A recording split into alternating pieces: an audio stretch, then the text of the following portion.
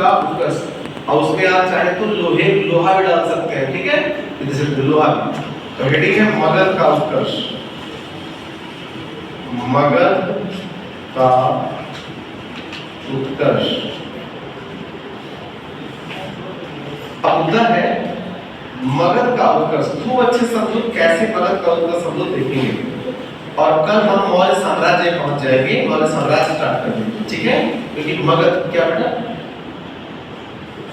कौन सा वंश, हरियक से सुना, तो इसमें क्या पढ़ोगे,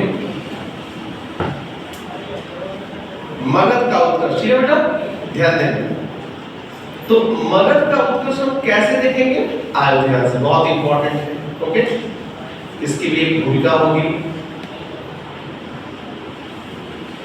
फिर उत्कर्ष के कारण देखा जाएगा।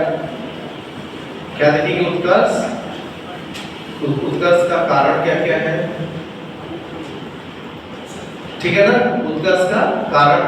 और इसी में हम जब उत्कर्ष का अंतिम कारण पढ़ेंगे तो उसमें होगा प्रमुख राजवंश, इज इट राइट। तो क्या हो जाएगा, प्रमुख राजवंश। अब प्रमुख राजवंश में पहला हर्यक वंश, बना लेना, हर्यक वंश। दूसरा शिशुनाग वंश, शिशुनाग वंश। तीसरा नंद वंश, नंद वंश। ये तीन वंश कौन कौन बेटा, हर्यक, शिशुनाग और नंद, तीन वंश, ठीक है। ये इसी आधार पर हम लोग क्या पढ़ेंगे, मगध का उत्कर्ष पढ़ा जाए। बन गया, आप देखो खूब अच्छे समझ। जो 16 महाजनपद थे, उन 16 महाजनपदों में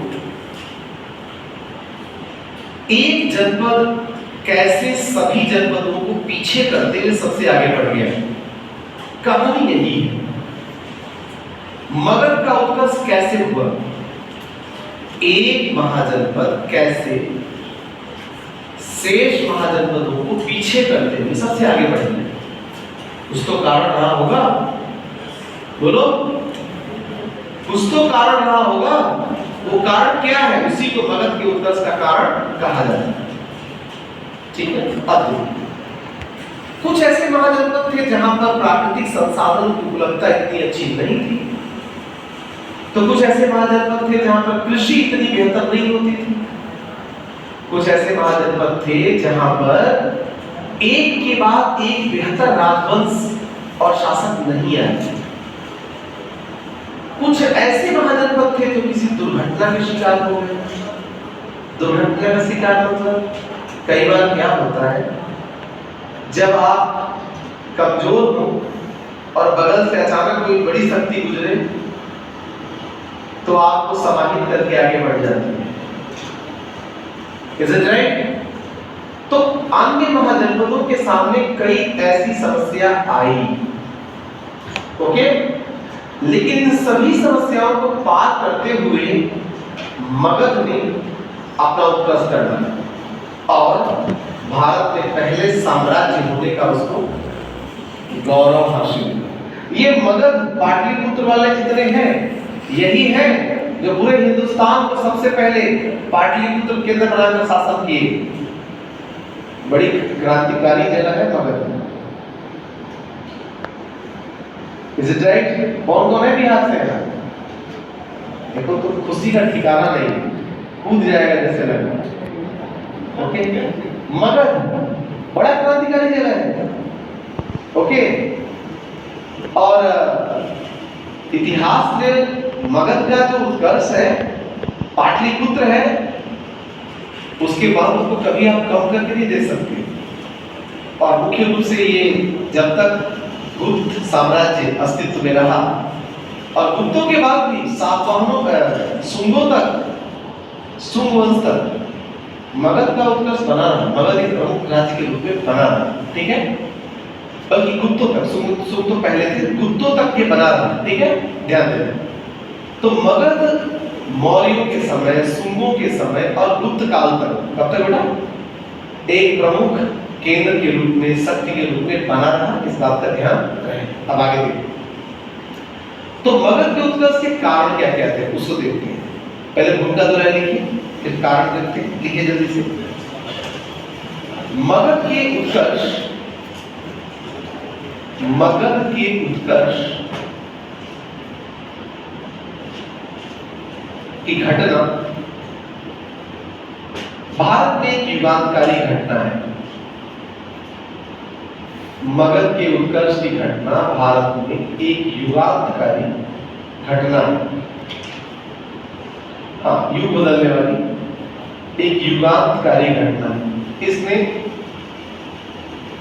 इसने भारत में एक ऐसे साम्राज्य को, इसने भारत में एक ऐसे साम्राज्य को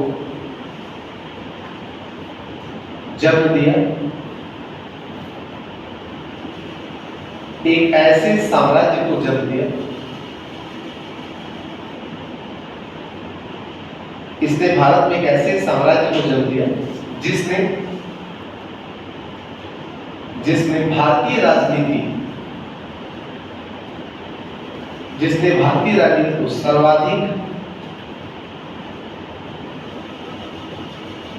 सर्वाधिक गंभीरतापूर्वक प्रभावित किया। जिसने भारतीय राजनीति को सर्वाधिक गंभीरतापूर्वक या सर्वाधिक गंभीर रूप से प्रभावित किया।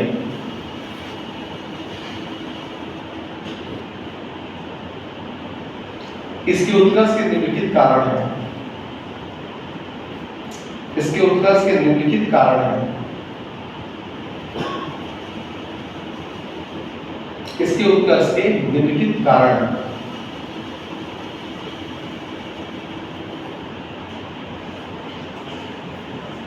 निम्नलिखित कारण हैं।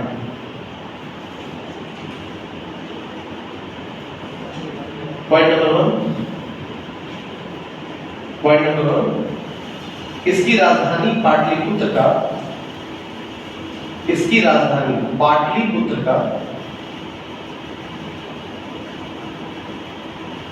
इसकी राजधानी पाटलिपुत्र का प्राकृतिक दुर्ग के रूप में सुरक्षा प्राप्त, प्राकृतिक तौर पर या प्राकृतिक दुर्ग या प्राकृतिक तौर पर सुरक्षा की प्राप्ति। इसके राजधानी पाटलिपुत्र का प्राकृतिक तौर पर सुरक्षा की प्राप्ति या सुरक्षा दुर्ग के रूप में होना, ठीक है। अब ध्यान दो बेटा, यहां पर देखिए, ये देखिए इधर बराबर की पहाड़ियां, कौन सी पहाड़ी, बराबर की पहाड़ियां, यहां पे ध्यान दो, इधर पहाड़ियां, देखिए एक तरफ से, इधर किससे, दक्षिण से किससे ढका हुआ है, पहाड़ियों से। उत्तर में देखिए गंगा नदी, कौन सी नदी, इधर दक्षिण से एक नदी आ रही है, सोन नदी, उत्तर से आ रही है गंडक नदी, और इधर आ गई कोसी नदी। अच्छा, उस जमाने के हिसाब से सोचिए, उस जमाने के साथ जब नदियों पर पुल नहीं होते थे, सोचिए पुल नहीं होते, और किसी राज्य पर तुमको आक्रमण करना है तो पानी वाले जहाज से, नाव से जाओगे आक्रमण करने, और दूसरी तरफ जिस पर आक्रमण कर रहे हो उसकी सेना दूसरी तरफ नदी के खड़ी है।